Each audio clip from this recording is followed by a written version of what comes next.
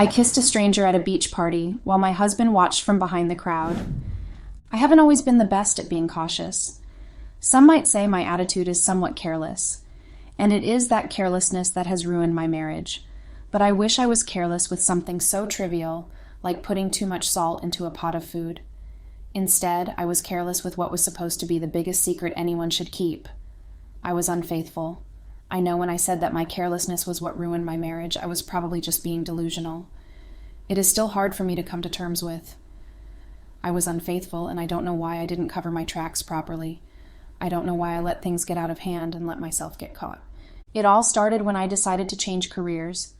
I was a 30-year-old woman who was unhappy with what she was doing for a living, and I particularly hated the way my life was not like anything I imagined it to be. I was supposed to be okay. I mean, I had almost everything anyone my age needed. I had a loving husband, we had a house of our own, we had a dog, and I had a good-paying office job. But while I was blessed with all this, I couldn't help but think about how things could be better. I always wanted to be an event planner, but I never had the time or even the opportunity to do it.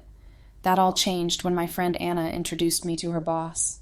Anna's boss wanted to celebrate his birthday in a different way. Given the kind of person I perceived him to be, I made a few recommendations. He liked my ideas and asked if I could handle the party planning. I was too stunned to even say anything.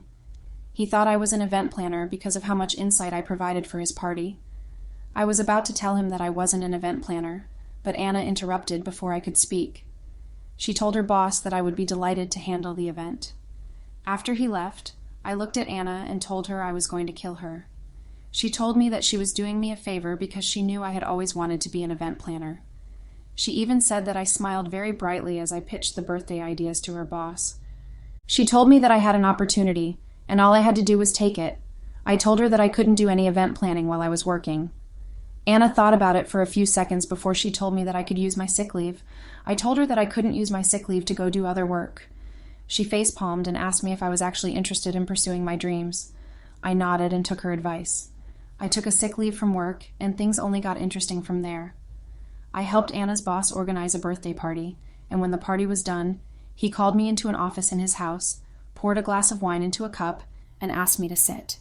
I was so nervous. This was my first time organizing something so big, and I hadn't organized any event in such a long time. I knew there were flaws, and I was scared that he had taken note of them, and was about to give me a piece of his mind. I just sat still, shaking nervously. The next thing I knew, he handed me the glass of wine and asked me to drink up. I didn't understand what he was trying to do. I was curious if this was his way of getting me ready for the scolding he was about to give me. But instead, he sat behind the desk and pulled an envelope from the drawer in the desk. He handed me the envelope and waited for me to open it. I asked him what it was, and he jokingly told me not to worry, that it wasn't a parcel bomb. We both laughed at the slightly extreme joke. Then I picked up the envelope and opened it. It was money. He told me that was my pay for organizing the birthday party. My jaws dropped. I had told him beforehand that if he liked the party, he should pay me by introducing me to his friends and colleagues so I could get more gigs. Seeing as he was paying me in money, it made me both happy and worried. I was happy because, come on, everyone loves money. But I was worried that he didn't like the party enough to introduce me and recommend me to his friends and colleagues. I was going to just take the envelope and leave, but I thought about how Anna would have my head if I told her that I didn't ask him about the main thing we wanted. If I was going to make a career for myself in event planning, then I needed clients. I looked at him, and the first words that came out of my mouth were, if he didn't like the party. He laughed and said to me that I was a weird person, because no normal person would get paid the amount of money I was paid, and still be asking if he liked the party or not. I told him that I needed to know, at least for myself, and most importantly, because money wasn't in the original agreement. He told me that he didn't believe in doing something for free, and that anything that didn't involve the exchange of money was free. So he was going to do the introductions, but he was paying me as well, because he really loved the party. That last part took my breath away. I was then able to take the envelope of money with a complete heart and a strong mind. He actually did the introductions, and you should have seen the way he complimented me and praised me in front of his friends. I left his house that night feeling proud of myself. I felt like I had realized everything I had always dreamed of with that one event, and the plan was to realize that dream again and again. I met up with Anna the next day, and she wanted every single detail. My husband was home as well. He was curious about how it all went. They both sat around me like I was some storyteller in children's novels. I told them everything that happened, and Anna gave me a high five. She was proud of the way I handled the situation. My husband was quiet, and I really needed to hear his feedback. I really needed his feedback to be positive because I held his opinion in high regard. He knew how much I had always wanted to do this. I mean, he's the one I've talked to the most about becoming an event planner. He always joked about how it would be interesting to see me trying it out.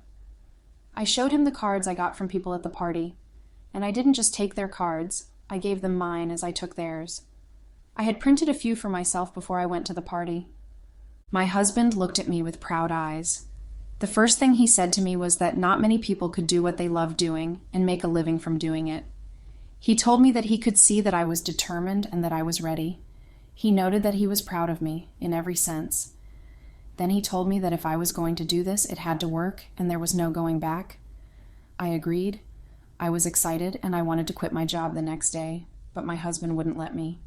He told me to quit only if I got 2 calls to book appointments. I was stunned by this strategy, and it made me restless. I returned to work, but I wasn't working with my whole heart because my heart didn't want to work there anymore. I went about 1 week without a single call or appointment even. But I got home one day to the most beautiful thing.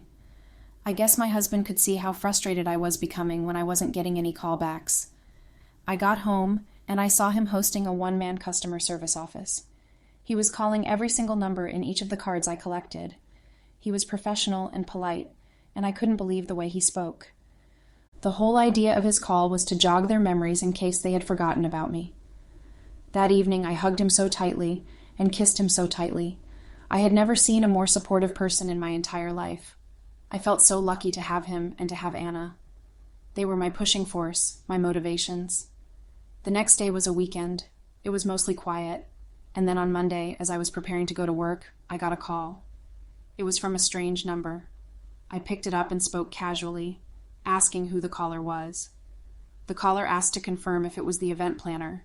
He used the business name I printed on the card. I immediately switched to my formal tone. I confirmed that it was me, and they requested to see me. Before I could even say anything, the call ended, and I got a text with the address. I ran to the living room and told my husband what just happened. He was so excited.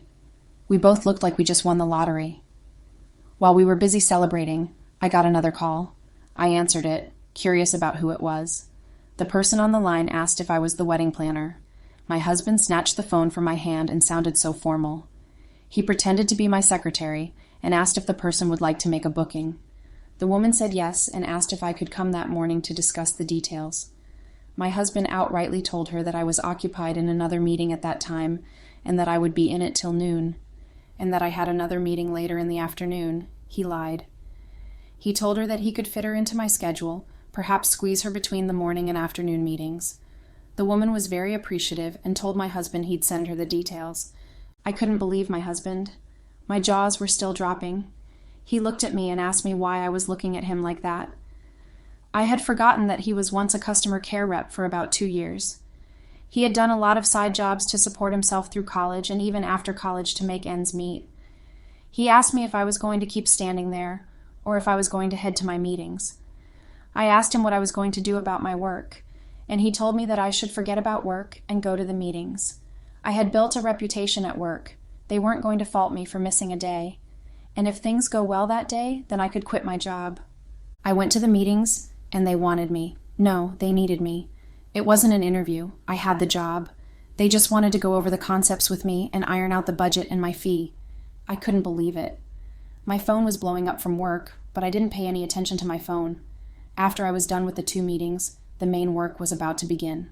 The events were just a few days apart, so I had to plan for both of them at once. It was a lot, but it was everything I dreamed of. When I told Anna about it and told her how my husband had acted like my secretary, she laughed and jumped in excitement. She was so happy for me. There was no way for me to handle all the work that needed to be done while still working my regular 9-to-5 office job, so I sent in my resignation letter. My boss was so shocked when he received it that he had to call me and ask why. He even called one of my friends into his office to try and get her to talk me out of resigning. It made me feel special that they considered me valuable enough to want to be kept back. But I was pursuing dreams, and nothing was going to stop me. The planning began, and I made sure to find the best to do each of the things I wanted. There was no going back. I went all out, and I told myself that I had to top the part I held for Anna's boss. And I did that. Both the parties I was booked for did miraculously well. From there, things only went up. There was no dull moment. I was working all day, all the time, even on weekends.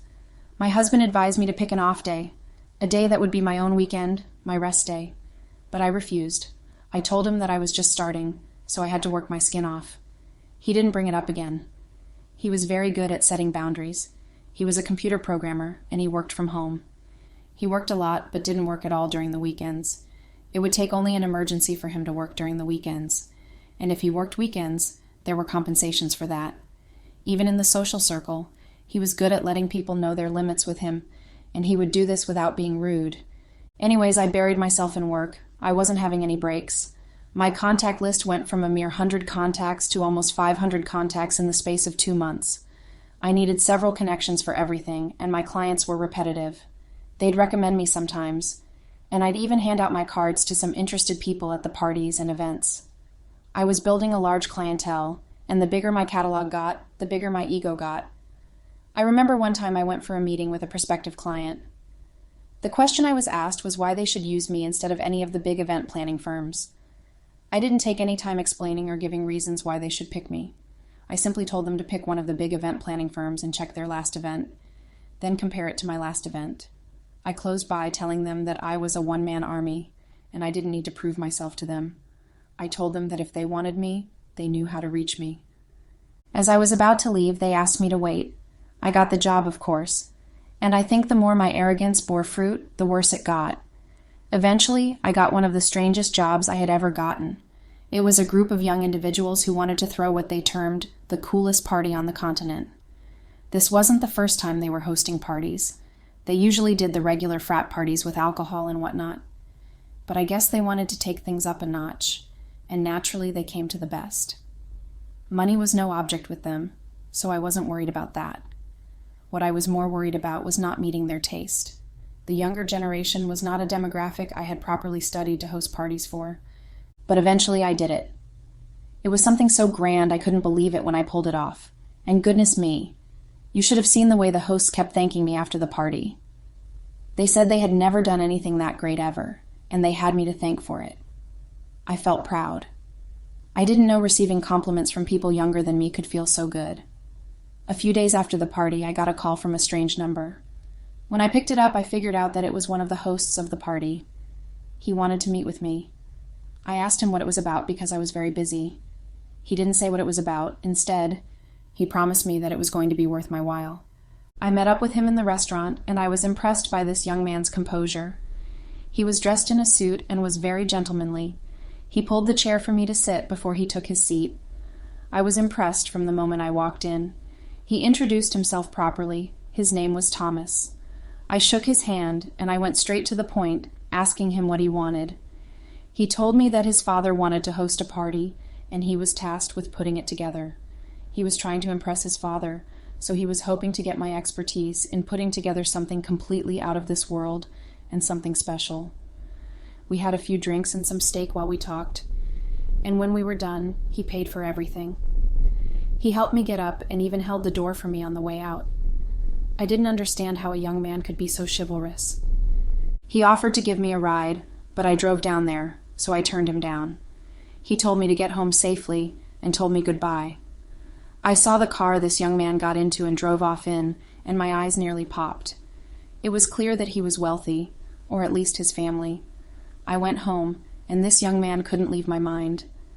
My husband was working when I got home, so I couldn't disturb him. The truth is, after I fell deeper into my work, I barely had time for my husband, which just made me think about how he did it. My husband worked so hard, and yet somehow he always made time to support me, to listen to the hottest gist from my workplace. But when I got busy, I didn't even have time for him. And what's even sadder was that whenever I felt bad about this, he would always tell me it was okay and that I didn't need to beat myself up about it. He would tell me that he understood how difficult and time-consuming it was to start something from scratch. The next morning, I got a call from Thomas asking me to come see the venue for the event. I got dressed, and believe me when I say I hadn't put that much thought into my dressing in such a long time. I was naturally fashionable, but Thomas made me nervous about my own dressing. After I was able to settle on what to wear, I went to meet him. The hall was beautiful, but I felt it was too limiting. I asked him who picked the hall, and he said he did so himself. I then asked him what his father's hobbies were, and everything he told me indicated his father loved the water and the beach. So I recommended that we have a beach party instead. Thomas nearly lost his mind when I recommended this. He told me that his father would hang him for even suggesting such a thing. It was his father's 60th birthday, and there could be no mistakes or flaws. He looked like he was going to have a panic attack. I held his hands, looked into his eyes, and asked him to trust me. He looked at me with the most dreamy eyes and asked me if he could kiss me. I was caught off guard by the question. I didn't give an answer. Instead, I kissed him. I thought it was just going to be a short kiss, but it turned out to be deep, passionate, and long-lasting. He held me in the most commanding of ways, like he was lord over my flesh. It was the most thrilling moment I had experienced at that time.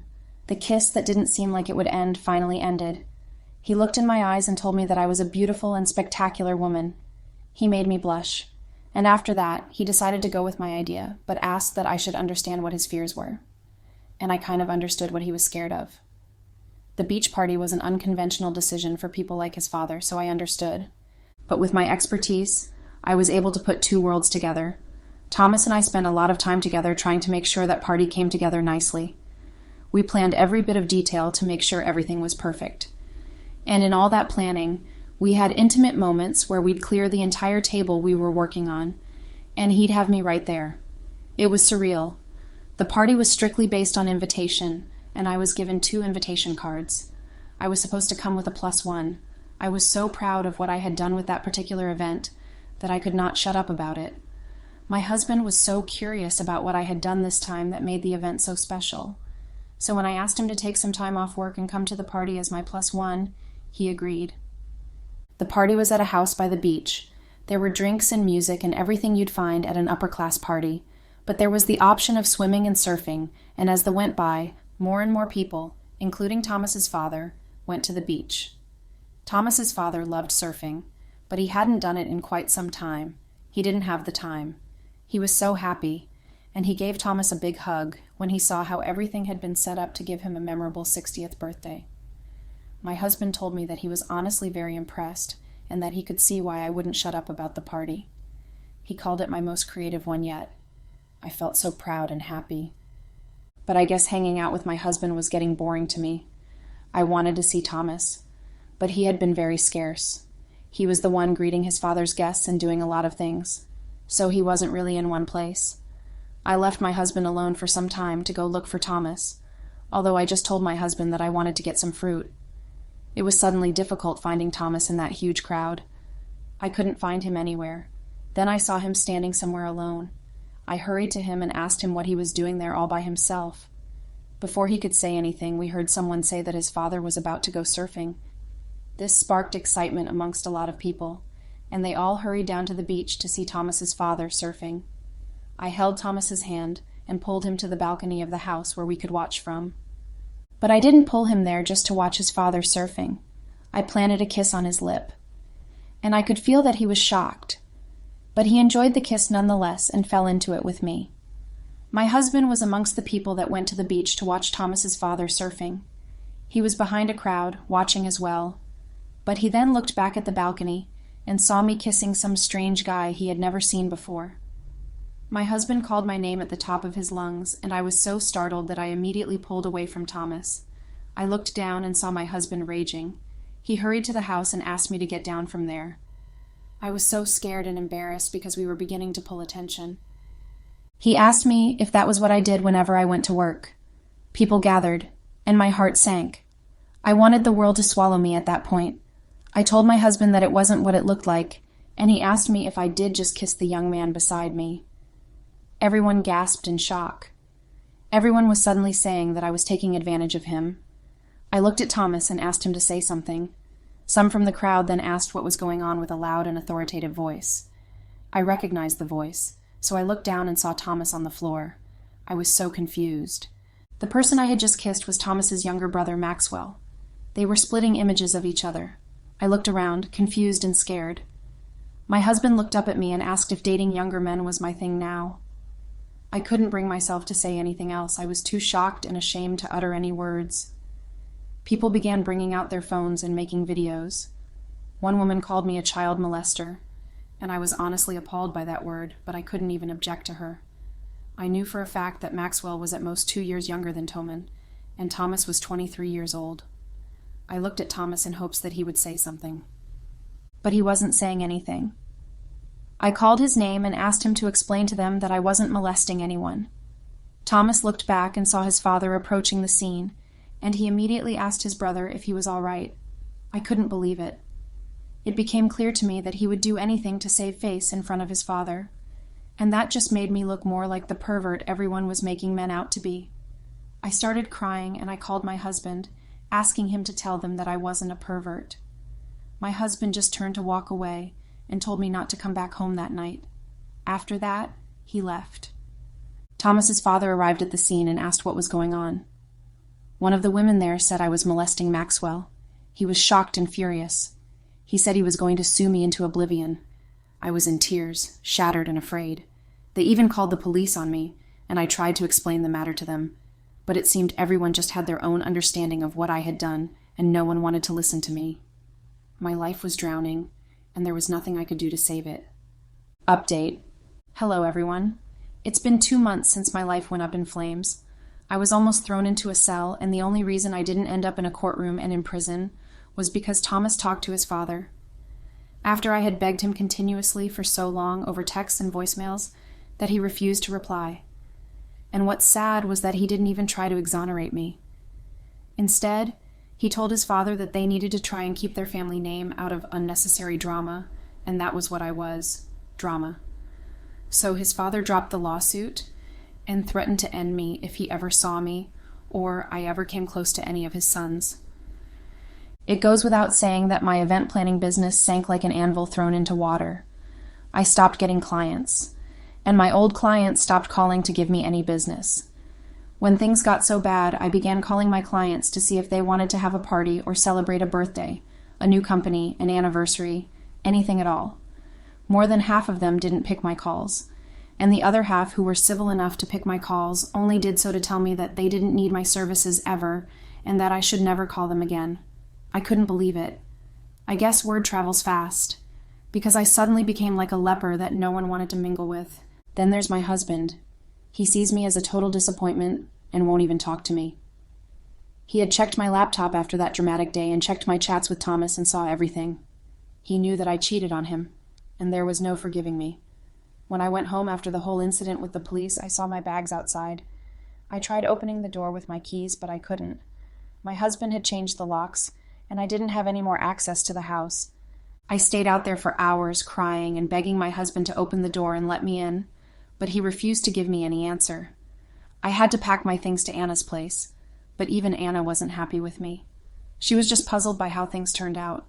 She kept asking me how I went from running a successful event planning business to being on the blacklist of almost every single rich person in our city. She couldn't believe it. And she kept asking me how I could betray my husband like that. I still didn't know why I did it. I was still in Anna's house when I received divorce papers. There's no hope for my marriage. It is gone, and I am utterly shattered.